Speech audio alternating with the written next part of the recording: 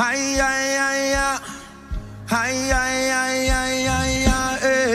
Scripture's Transformation, we believe in the life-changing power of the Word of God through the teachings of Apostle Joshua Selman. This page is dedicated to exploring how the Bible transforms lives, renews minds, and strengthens faith. Let's grow together in experiencing the transforming power of God's Word in action. Do not forget to subscribe and hit the notification bell so you never miss a life-changing message.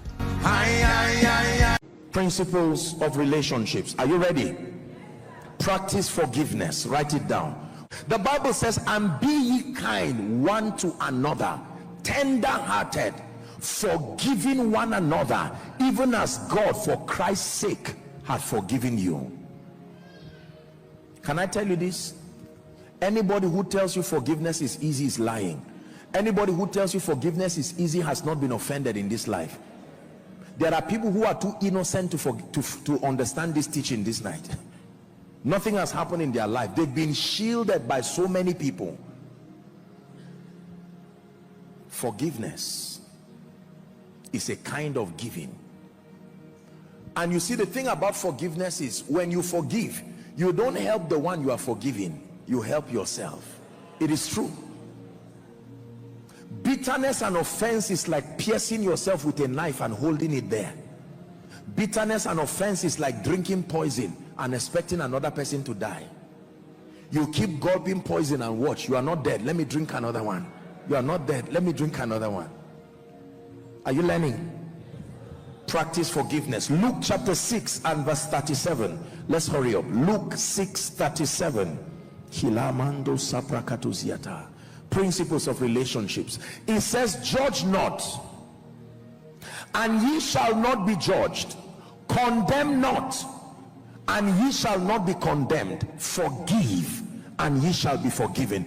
Did you know that the people who have it hardest to forgive are the ones who are even in greater need of forgiveness? Is that true? You will never be able to excel having profitable relationships and profitable associations. You will never be able to live with anybody, any organization, any friends at all if you do not practice forgiveness. There are families that have siblings that are like Tom and Jerry, cats and dogs. It is possible that there are couples here listening and here in Koinonia. They don't talk to one another. When it's time to sleep, everybody just goes to their side of the bed, just jumps there, and everybody is talking to God. Two of them. This one is saying, Lord, I thank you, you are my God, and he's saying it in a way that pains the other person. Lord, if I depend on men, will I ever rise? Thank you for your back. Come on.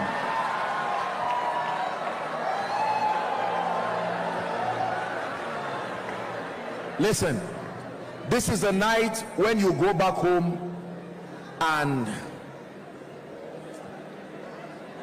swallow your pride.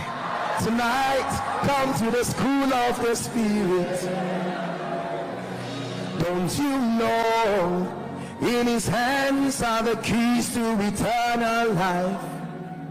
It's a little here, a little there, and then your day will dawn. He's at work in you, changing everything in obedience.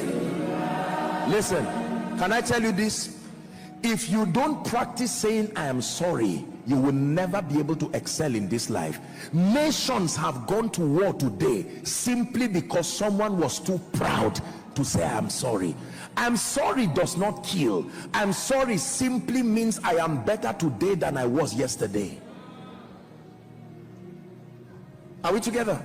There are people who have lost jobs today simply because they could not say I am sorry. There are people who have lost profitable relationships, business relationships. They have been driven from companies today because they could not say I am sorry. Let me teach you something. Do not allow your spiritual growth to make for an occasion where you cannot say I'm sorry. There are parents that need to say I'm sorry to their children. Don't be ashamed. It does not stop you from being a father or mother. There are children who need to say, I'm sorry. If a man pays your school fees and you come back with a result that is an evil report, why should he not quarrel you? Now you get angry and you are not contributing anything. I'm sorry has sent nations to go for war. There are people today, politicians, including men of God, there are people today who cannot see eyeball to eyeball. I am sorry. The pride of man is beyond comprehension. Is someone learning? Yeah. You must, as a principle, practice forgiveness. Remember that forgiveness is a kind of giving. Apostle, you don't know me, I'm cool, but if anybody annoys me, it's an attack. We've been holding miracle services here. We've asked that people write their prayer request. Why do you think we kneel down and pray on these things? See, I'm saying this to you so that I trust God that God will help us to live such an excelling life. In truth, I will tell you, it's easier said than done. This is why we need the Holy Spirit. Are we together? Maybe there is a couple that need to go back home tonight and say, look, let's stop this thing. This is 1 year of this childishness. Let's sit down. The man is waiting for the woman to take the step. I paid your bride price. The woman is waiting for the man to take the step. You are the one who came to ask me. You see, provided this kind of self keeps happening, God in heaven who created us is not ashamed to come and say, I have loved you with an everlasting love. I have drawn you with my loving kindness. Self is a terrible thing. It can recycle seasons of pain again and again and again. There are people who stole from factories and were sent away, and just the unashamedness to go back and say, look, I really am sorry, this is it, I take responsibility. There are politicians, respectfully speaking, who have, maybe in time past, I hope not presently so, have stolen money from the, and I'm sorry, and a sense of responsibility. No, sir.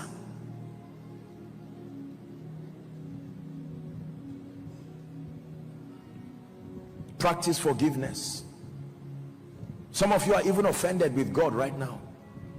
God, I don't know how you want us to pray again. I've prayed everything. One day, oh dear, I wish you could read some of the text messages people sent me. Since they cannot see God, you who have said you are representing him, they carry that aggression that since he didn't reach the throne room, they bring it and land it on you. They can write something like, Apostle, good evening, I'm tired, I don't know that, and this and that and that, I'm offended. Since God hears you, talk to him that I'm tired. And you know what? Now imagine that I see that and I call the person, I say, see, don't think because I'm preaching quiet. No.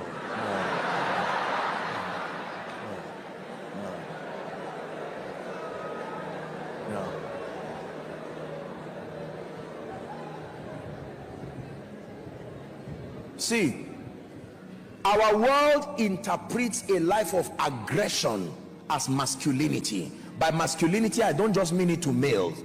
When you are cool-headed and you are temperate, the world looks at you as a weak person. They like people who are aggressive. You are almost like, I don't want to use the expression a freedom fighter, because you know, and it looks like you are somebody who fights to the end, and people say, that's right. Can I tell you, in this kingdom, learn from Jesus.